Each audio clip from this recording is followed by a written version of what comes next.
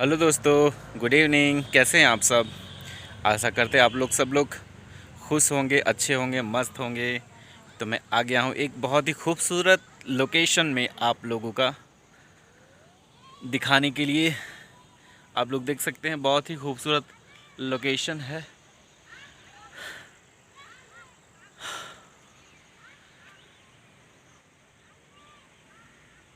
वो देखिए सामने टेंपल है, मैं टेंपल के पीछे हूँ।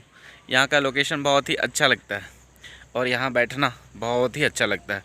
तो दिन दिन भर दुकान में बैठे बैठे थोड़ा सा बोर हो गया था, तो मैंने सोचा क्यों ना आपको भी एक अच्छे लोकेशन की और हरियाली की दर्शन करवाऊं और आपका भी मूड फ्रेश करवाऊं।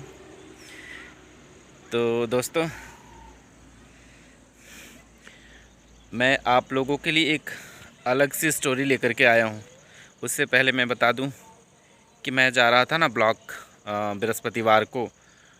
तो हम जा रहे थे, पुल को पार किया तो मैंने जाते हुए देखा कि बहुत सारे लोग पुल के पास जमा हैं।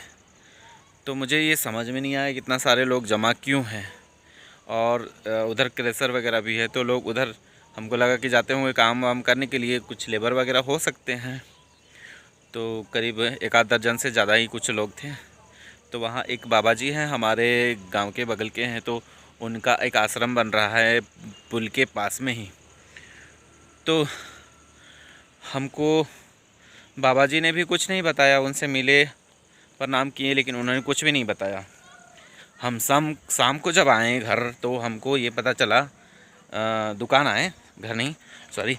तो उन्होंने बताया कि वहाँ पर पुल के नीचे बोरे में कुछ पड़ा हुआ था। तो जैसे चरवाहा लोग होता है ना, तो चरवाहा लोग वहाँ पर गया तो वो लोग देखता क्या कि बोरे में कुछ है। तो जैसे बोरा ओपन किया तो देखता है वहाँ पर किसी का डेड बॉडी है और हाथ पैर बंधा हुआ था, चेहरा में तेजाब डाल करके चेहरा जलाया हुआ था। तो वही केस आया शाम को, अगला दिन न्यूज़ में आया था। तो चचा हमको अगला दिन मिले थे, तो उन्होंने बताया कि ऐसा ऐसा है। तो हम भी बोले कि अरे इसीलिए इतना ज़्यादा भीड़ था। तो ऐसी ऐसी चीज़ें हो जाती है रास्ते में और हमें पता भी नहीं चलता दोस्तों, क्योंकि आजकल पेपर का ज़माना नहीं है, तो पेपर लोग मंगाते नहीं हैं, पढ़ते नहीं हैं, तो इसलिए इतना कुछ पता नहीं होता। तो दोस्तों,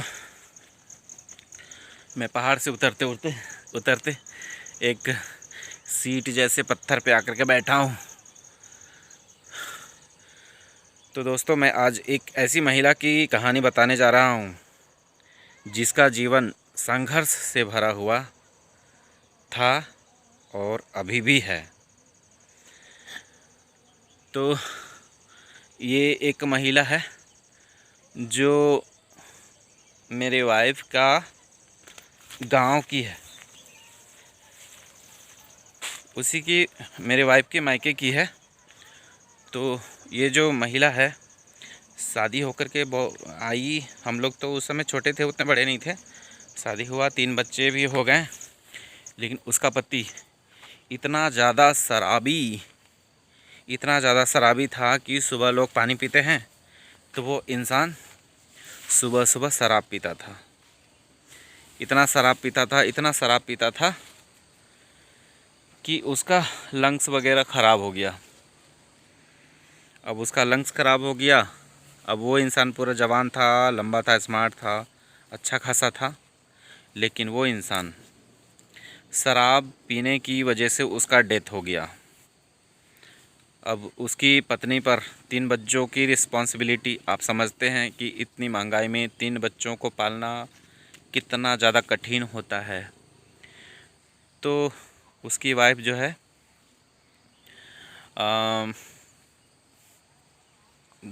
गांव घर में कुछ कुछ बेचती थी, लेकिन फिर उससे नहीं चलने लगा। तो जैसे साग सब्जी वगैरह घर में उपजा करके बेचती थी, तो उससे नहीं चलने लगा।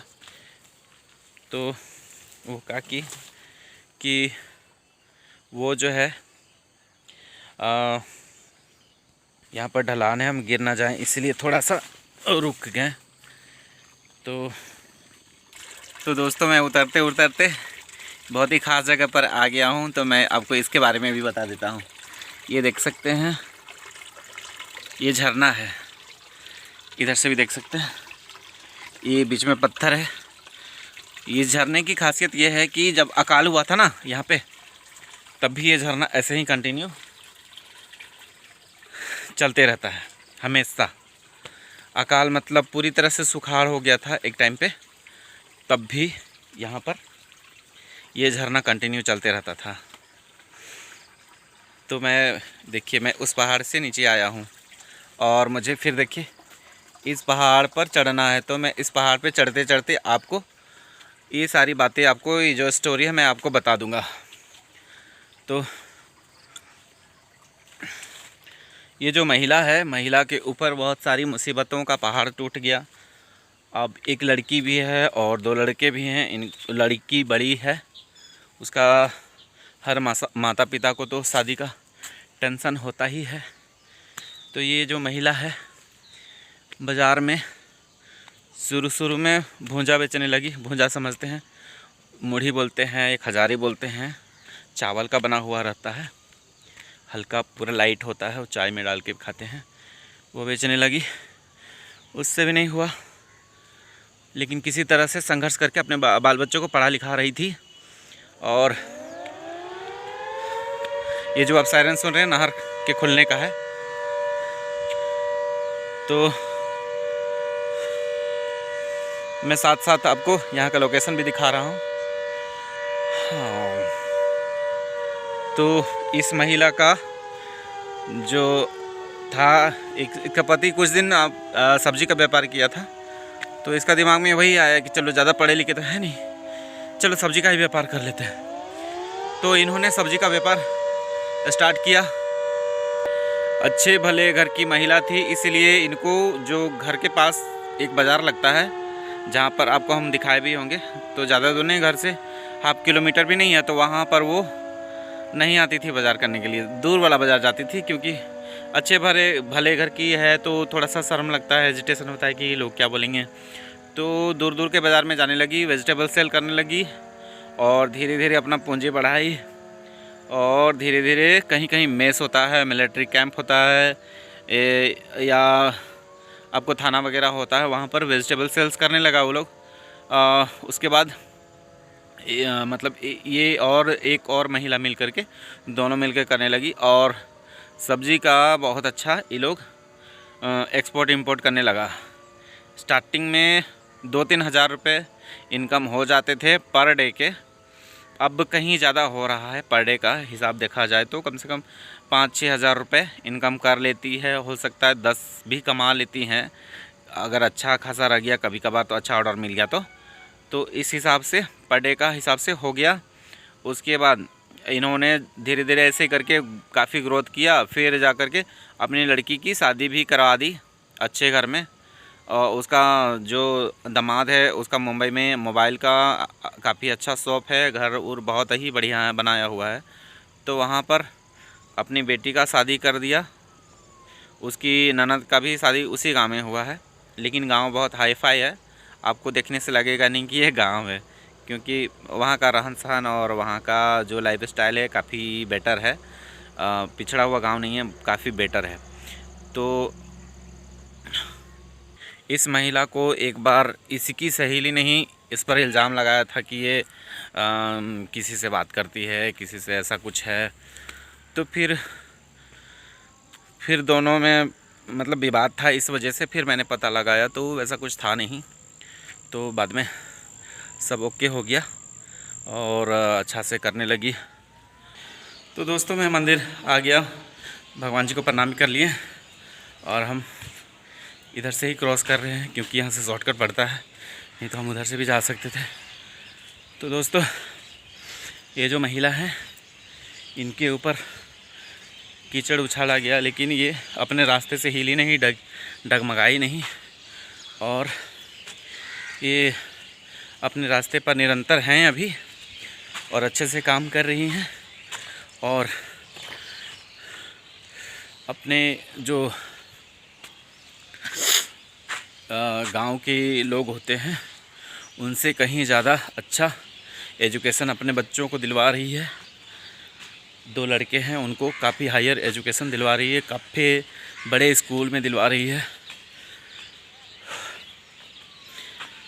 तो दोस्तों, मैं आपको ये जो महिला है इनकी कहानी मैं इसलिए सुना रहा हूँ ताकि बहुत लोग हैं जो किस्मत के आगे हार जाते हैं, रोना रोते हैं किस्मत का कि हाय मैं क्या करूँ, मेरे साथ ऐसा ऐसा चीज़ हो गया। तो कभी किसी को डीमोटिवेट होना नहीं चाहिए और हमेशा काम करते रहना चाहिए। और जिस काम में नॉलेज है, जिस काम की आपको इच्छा है, जिस काम में दिलचस्पी है, वो काम करनी चाहिए और अपने जीवन में आगे बढ़ना चाहिए। तो आपको इस कहानी से क्या शिक्षा मिला, तो आप लोग मुझे ज़रूर कमेंट के माध्यम से मुझे बताइएगा। और इस तरह का स्टोरी अगर आपको अच्छा लगता है तो मुझे कमेंट में बताइए। आप लोगों का मेरी वीडियो वॉच करने के लिए आपका बहुत बहुत दिल से धन्यवाद, और आगे जुड़े रहेंगे इसके लिए मैं आप लोगों से निवेदन करता हूं कि आप लोग जुड़े रहिए। तब तक के लिए बहुत बहुत धन्यवाद।